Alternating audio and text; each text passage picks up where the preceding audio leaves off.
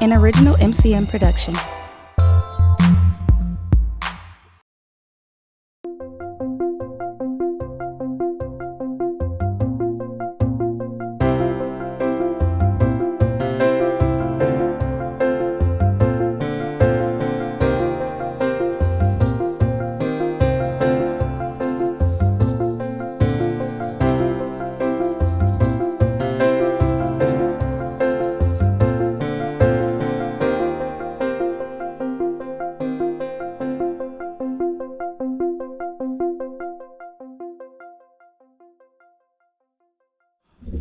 Milwaukee's front yard, a showcase destination, a year-round magnet for people and activity.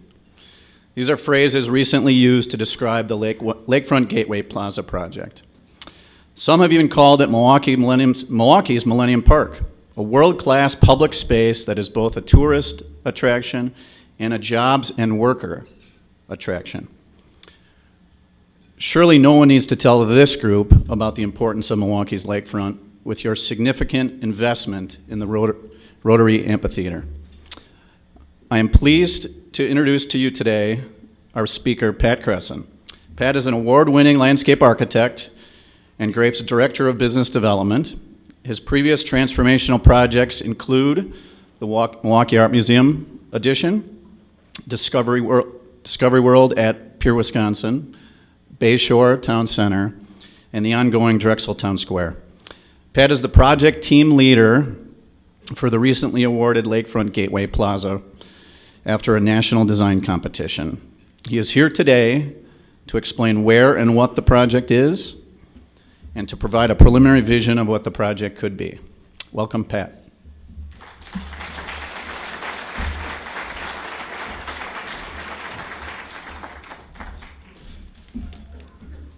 Good afternoon. That was also nicer than I thought you would have been. Well, first I'd like to thank the Rotary for the invitation today.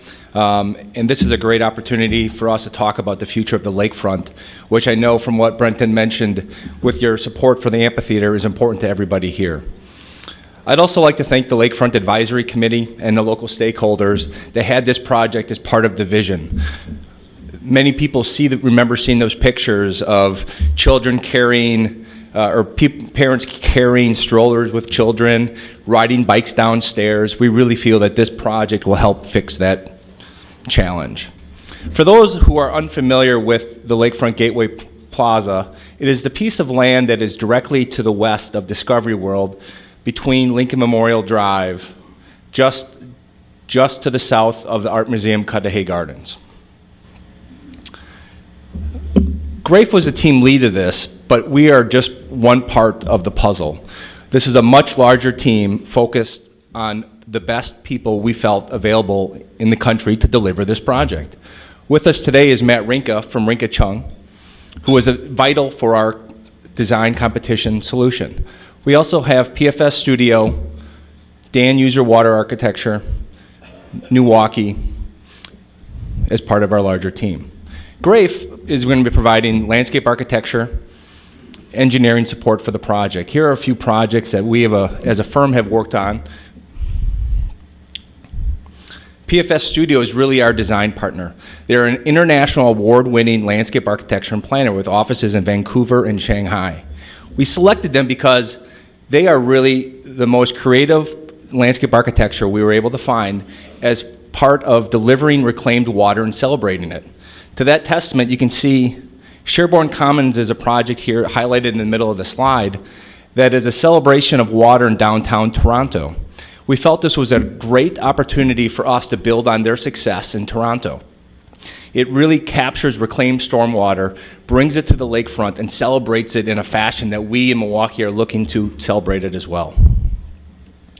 Rinka Chung, you can see Matt's great projects as the Modern, the Couture on the right, Pizza Man, everybody's favorite.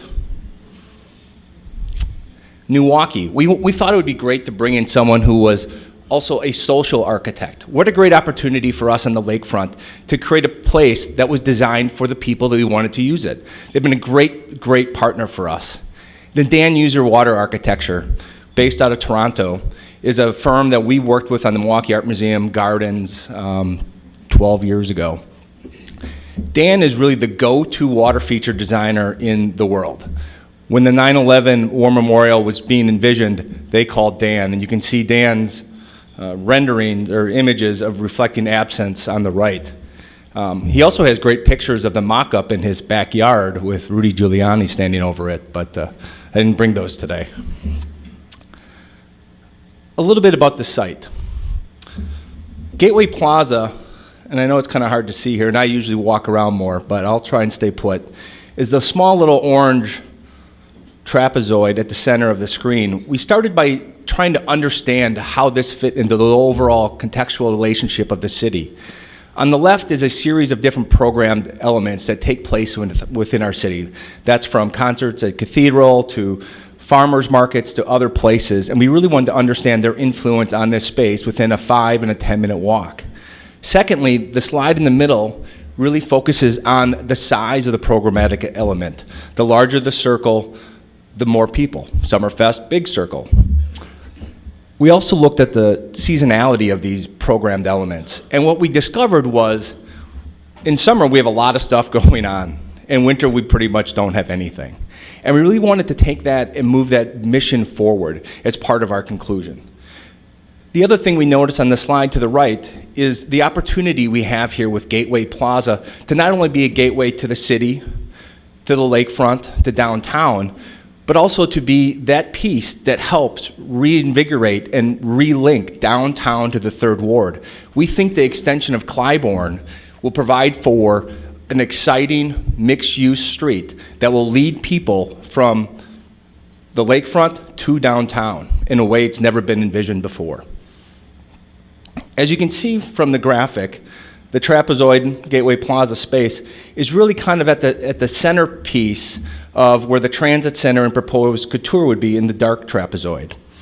And this slide is here to highlight that opportunity that we have of bringing the lakefront to the city. We have Wisconsin Avenue, but we also have Clybourne, which I just mentioned. The challenge with Wisconsin Avenue has always been an elevational challenge. It's 30 to 40 feet above the lakefront. It's not an easy way to maneuver from downtown elevation to the lake. I used to ride my bike downstairs over here. I think that's how many people would access the lake from downtown. We also want to make sure that this project helps invoke linkages. This is a great opportunity to link the world-class attractions that we have at our lakefront.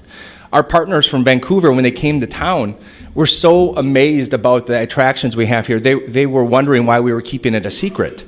And we really didn't have a good reason, but we really think this Gateway Plaza has an opportunity to kind of be the catalyst to some of this renaissance of our lakefront. We also have the great project that Matt Rinka and his firm has worked on and proposed with Rick Barrett at the Couture, which is really that opportunity we have of bringing that downtown at an elevational standpoint across a bridge, across Lincoln Memorial Drive, to create that access point. You can see the great images of the pedestrian scale streetcar stop, as well as the linkages that are just going to make this for a very friendly place and a great transition from downtown to the lakefront. Our site design is really simplistic in the fact that we want to provide this connection. From this graphic, you can kind of see that the plaza is at the center of all of these great activities. And what we're really looking to provide for is a reconnection. The reconnection of the Couture to the lakefront, from the Cudahy Gardens to Summerfest, from Discovery World to downtown. Milwaukee was originally founded here due to the location of the rivers and the river's access to the Great Lakes. It was also one of the few safe harbors on this side of Lake Michigan. So boats and ships would actually congregate here for goods and services. But back when it was originally founded on the left, you can see how it was a very water-centric city. On the right, which is similar to today, it's much more of a vehicular-centric city, where we've stopped really focusing on the water bodies as far as delivery of goods and services. So our solution is based on a couple, three premises, and that's reconnection, activate, and celebrate. Our reconnection is based on the founding of the city and its history by the three rivers being here. It's also based on geology. The rivers are here from the glacier remains, and that is really what has created this great opportunity for the city to be here. And we really wanted to take that glacial idea of the esker and bring it forward. Our land bridge was inspired by this image on the bottom here that you can see with this glacial lake. In blue, you can kind of see our idea of how the water can transform and move through our site, which I'll explain in a little bit greater detail. Now, this is our site plan, and realize the last time we showed this, it was in a movie theater screen size, so I apologize for the littleness of it. I'll kind of walk you through our site plan. Item 1, this would be the couture. This would be our elevated land bridge, which transforms ideally from O'Donnell Park through the couture over an elevated land bridge, which would meet ADA, allow for bicycle access in a very easy and convenient way to the lakefront. We would have multiple locations on that land bridge for stairs, even to have discussed an elevator to provide for easy ingress and egress of that elevation from the lakefront to downtown. That esker, that elevated space, allows for a great opportunity to create an amphitheater.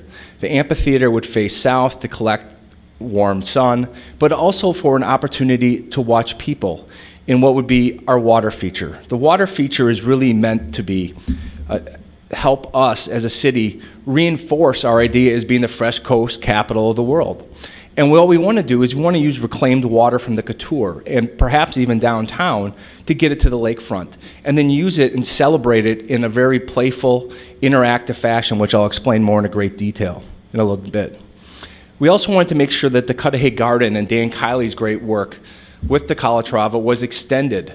And so we wanted to use the Dan Kiley signature to blend the bosque to the south, and then relocate the great sculpture of Windleaves within that bosque to provide an opportunity for some more intimate level seating and shade on our lakefront that we don't have very much of yet. But also a part of that extension was to help connect the space.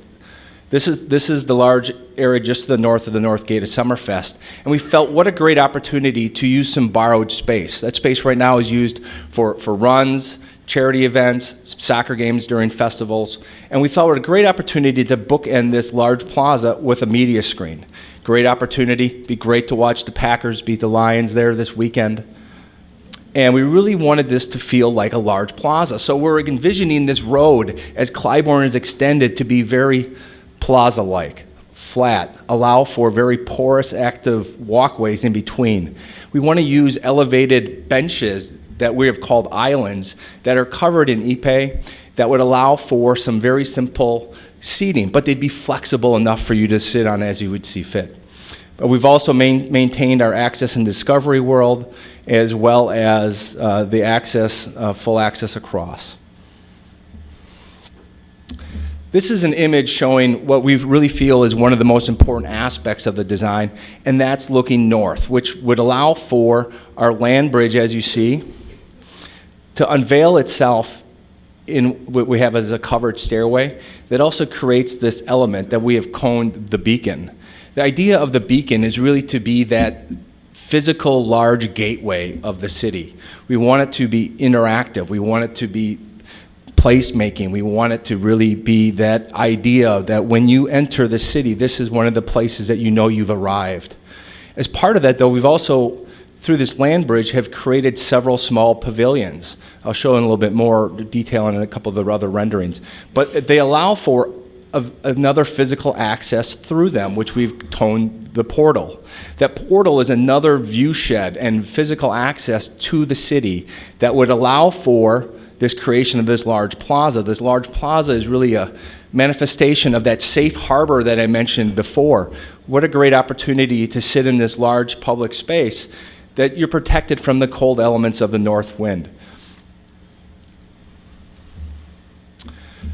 The water feature, as I mentioned, was really a premise out of a couple things. We wanted to make sure that we really refocused our idea of the water, of really celebrating being the Fresh Coast capital. And we thought, well, more than just say it, let's actually do it. And we felt with the connection with Matt's great work on the couture, we could really develop a way of using this to also push the mission of sustainability. We can use reclaimed stormwater, chiller water to be our source. Just like the upper wetlands are the source in the Milwaukee River, our source would be from a water using reclaimed stormwater that would create our water feature. The water feature would flow through the couture, across the land bridge, and then continue over to the end of the land bridge where it would create a waterfall, if you will. That waterfall would also be the source of what we've called our large plaza area. The plaza area is made up of a couple components. One of the components would be 3 series of jets that would intermingle, that would create the realization of the 3 rivers in Milwaukee. They would also allow for the opportunity to bubble, shoot higher, lower, mist, or provide fog. This allowed for us to have this great opportunity of having this interactive water feature that would change throughout the day, throughout the season, throughout the year. And we also had a variety of water veils which we'd be able to walk through. That kids just love walking through water, and we thought another great opportunity to have that included. So here's a quick, it rains. The water is filtered, continues across the land bridge, down the waterfall, creates the rooms. What's really cool is there was a project in London a few years ago that had these little water rooms that would change height, where kids would run into the room and then the water would fall and they'd run in, run out. What a great little opportunity. We might have to have some towel rentals or something. But then also the opportunity to have it create fog or mist was a really great little idea as well. But then also during the spring, where it's our typical rainy season, we could have it raise water level, kind of be, and then lower again, kind of that symbolic methodology, that symbolic look to how the lake would change elevations throughout the year. This is an elevation looking to the east on the land bridge, and you can see the beacon off to the right. You can see the land bridge would have a variety of native plants. The water would run along both sides of it. We would also allow for, be wide enough to allow for bikes and pedestrians. This is a view looking to the southwest. Again, you can see the beacon. You can see the covered stair, if you will. This would be the place where you'd expect people to bring their lunch, to watch the children play in the water feature. And to the left, you can kind of see one of the renderings of the islands, if you will. Sorry, it's a little dark. But like I mentioned, in winter, we need to provide some more activity. This is our great opportunity to do that, we feel. Now, the water is frozen, so we didn't think we'd want to try and do anything with it on the bridge, but we can create lights. And the lights can be what help make that water look as if it's moving across the land bridge. But that would also allow for us to have this beacon would also be able to put out snow. You know, the same type of equipment that we use to make fog makes snow when the temperature changes. We thought it was a really great, simple, interactive idea to help reinforce the celebration of water in all forms. But it also gave us an opportunity to create an ice rink. We really feel there's a need for another larger ice rink, and we thought this was a great location because of its proximity to the activity with the development of the couture and other things happening on the lake. What a great, exciting place to be in the winter, especially when you're watching the Packers beat the Lions. It would be fun to ice skate while doing that. Here's some images of the ice rink. It'd be approximately about 3 times the size of Red Arrow right now. But we thought the other cool thing we needed to do with this gateway that we called the beacon is to provide it a little bit of more interest. We thought we could have it easily change color. You can kind of see the Gaslight building in the back kind of paying homage to this view.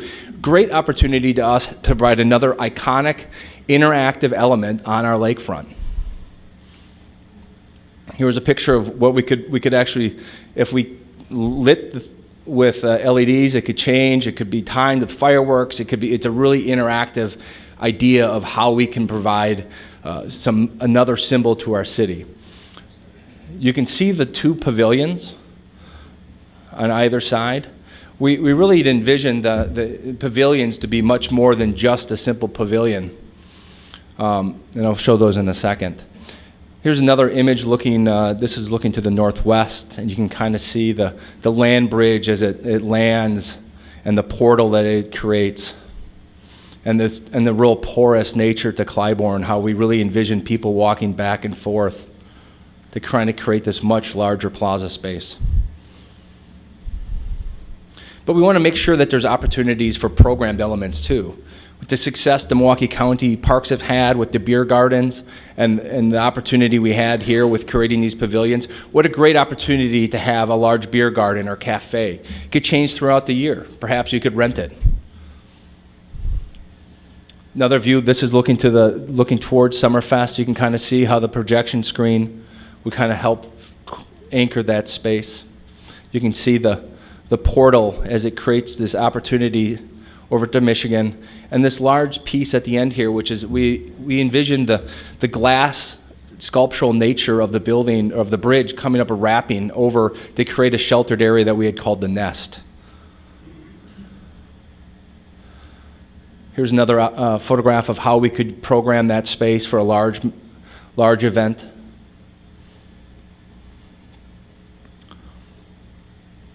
Another view this would be looking to the west up the land bridge. You can see the use of native plants. You can see the use of the native birch trees, aspens, the seating that's kind of tucked in spaces.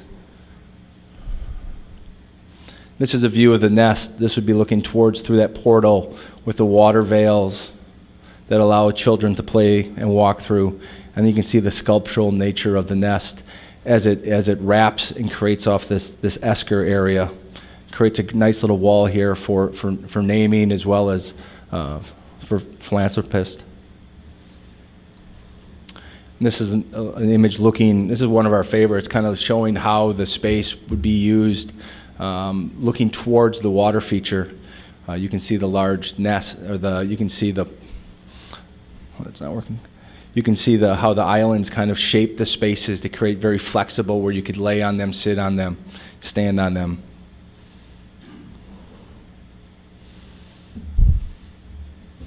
So our idea was to reconnect, to activate, to celebrate, and to help the city realize the dream of the Gateway Plaza. With that, I'll take any questions.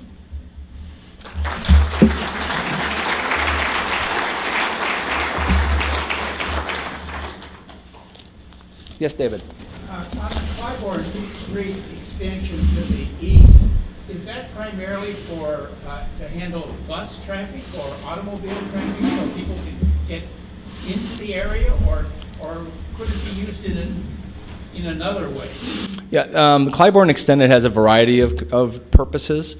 From a functional standpoint, it provides access to Discovery World, to the parking structure.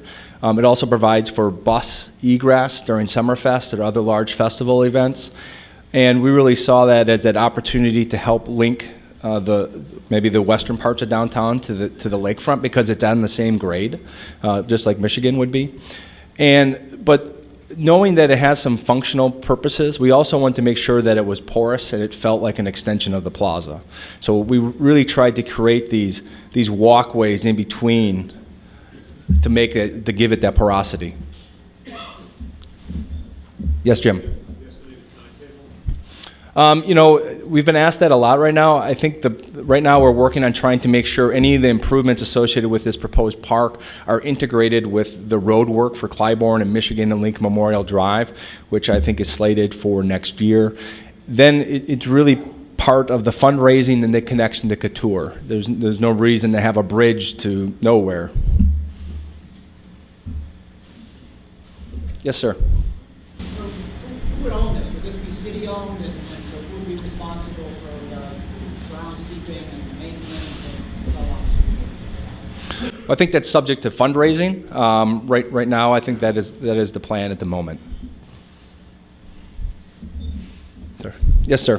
How much will it cost, and where are you going to get the money? Well, I think that our original budget was, I want to say, $28 million. And right now, I believe the city, according to the mayor, has $3 million budgeted. So the rest would be planned through public-private partnerships.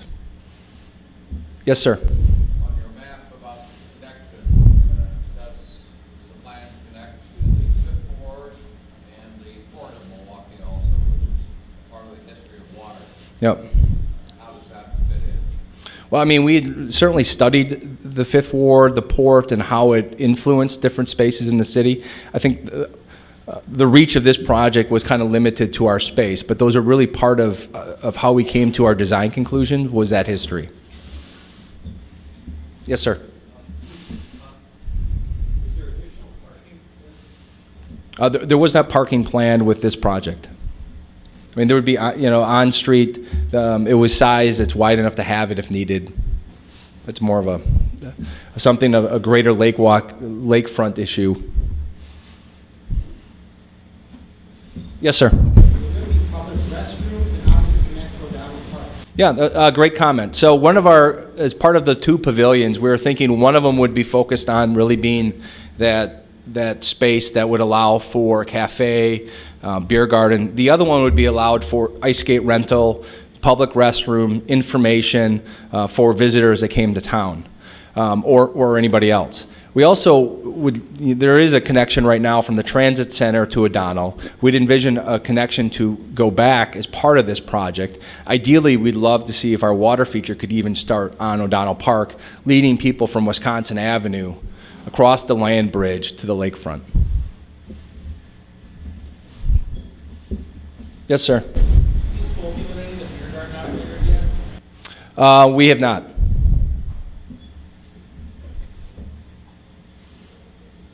Anything else? Yes, sir. What about the renewal of Grand Avenue? You have a spacious lakefront, and then you wander down Grand Avenue. It's not so good. What do you mean is Grand Avenue? The mall? The whole Grand Avenue, the empty building. Oh, well, I would certainly hope that a project like this would help. Yes, sir. Pretty concerned about interference between bicycle traffic and pedestrian traffic on the bridge and slope down. Yeah, I mean, so one of the things we evaluated whether the bicycle and the pedestrian should be split. In a lot of different cases where you mix them, you try to have them split. In this case, it's not really a bicycle being your transportation. It's not a route to work necessarily. So we felt we could intermingle it as far as a larger, wider land bridge, which we've looked at other projects, and this would be amply as wide as those have successfully dealt with that. As far as the slope, our intention is to provide an accessible route from a bicycle that would also meet the pedestrian ADA route from the lakefront all the way to the Couture. However, knowing that people want to access different parts of the lakefront, we provided a stairway here and a stairway here to provide people, if someone wanted to go to the water feature, they could. If someone wanted to go to Summerfest, they could. Anything else? Well, thank you very much for your time. It was exciting to be here.